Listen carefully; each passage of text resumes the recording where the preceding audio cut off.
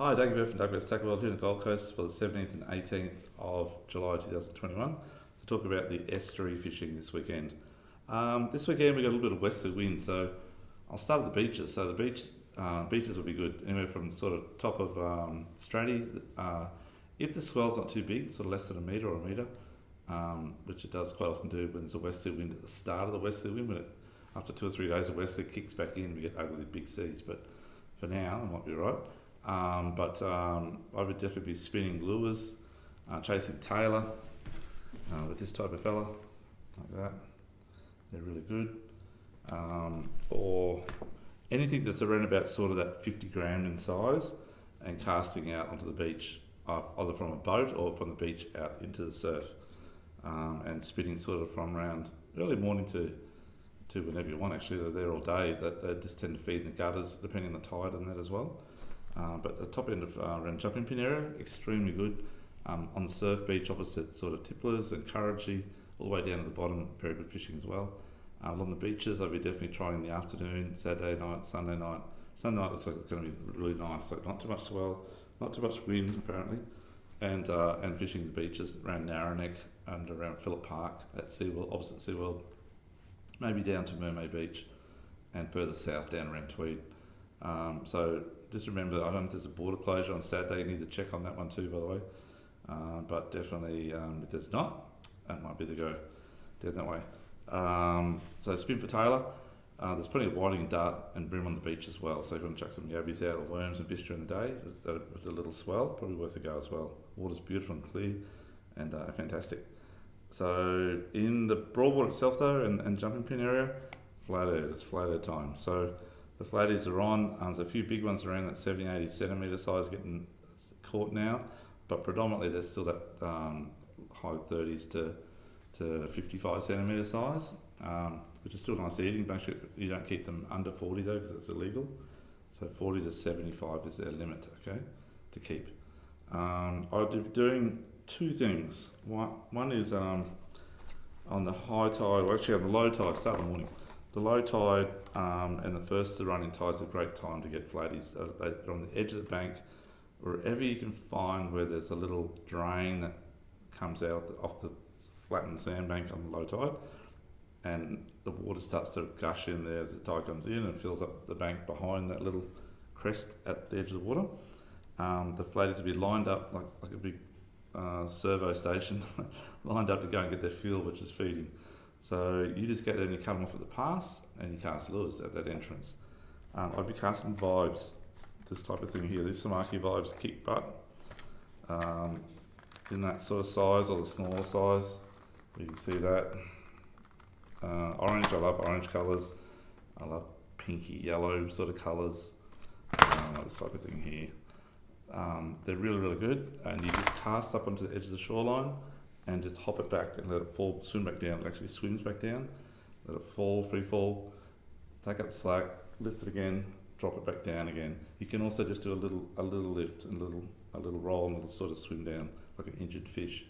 That's what you've got to emulate. So if you do that, you will catch flathead, okay? But you need to find those drains that go back up into the bank as the tide comes in, and fish around the front of those drains in the deeper water. Might be 8 feet, might be 20 feet deep, but that's where they're sitting before they go up onto the shallows and start feeding. The next thing we're doing, once it does get a bit of tide up, so low tide's about 7 or 8 on the weekend, at about sort of mid-morning, 10 o'clock or something like that, there's enough water to start trolling over the banks. I'll be trolling little fellas like these type of things here, okay? You can see those. You're trolling these around about sort of anywhere from 10 to 15 metres behind your boat. You troll them at about 2 to 4 kilometres an hour. That's the fastest you want to do with the tide and the wind and everything, and slower if you can. And you want to keep your rod tip down low and hold it in your hand and work it. So rip it every now and then. So up, drop it back. When you drop it back, it's when the flatties hit. Drop it back and bang, I'll hit it. And then just sort of work it again. If you troll and you feel it bumping on the bottom, then rip it forward again and drop it back, and that's how you get the hits. Just try it, okay? And see how you go. Definitely be doing that this weekend if I was you guys for the flatties. Same scenario down the Broadwater. So that's going to be around about, all the banks sort of from Jake as well as actually Cabbage Street Point right through to Tippler's Channel and all the way through to Klinger Bank. So all those back blocks of the jumping pin area is where the flathead are at the moment. And give that a shot. If you're going to come down the Broadwater, try around Crab Island for the flatties, both sides and in the middle as well, around the weed beds and on the banks on the high tide. The tide's not the best. Midday high tide for up in the shallows around the Broadwater banks aren't the best because the jet skis and jet boats and everything's going all over them. So jumping pin's probably better for that scenario. Low tide's okay though. But yeah, give that a shot. The other thing I'll be doing is definitely chasing squid. The squid are really big size now. They're at their peak in size, getting towards the end of it. They are literally, the bodies are like sort of, I don't know, 25, 30 centimetres nearly. Squid jigs, a couple of my favourites when I'm casting. I like to use the Eggisol, which is the one of the Shimano ones, and that colour is my go-to. It's a very Lumo type colour. Nighttime it's very good as well, fully glows big time. Okay, and the one I like to leave sitting, that's a 2.5, that one by the way.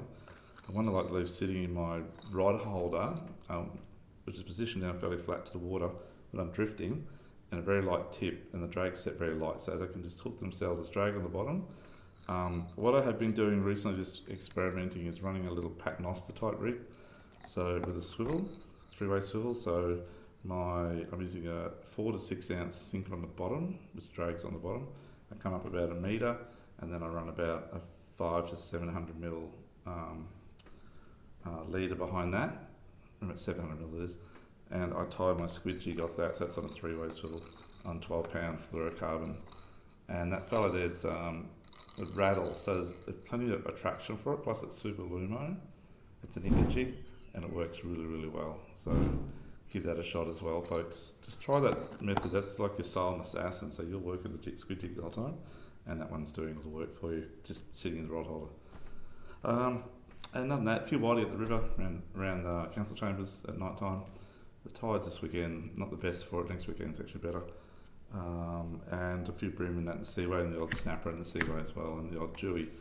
Actually a few jewies in the seaway, but they're not really big ones at the moment. Okay.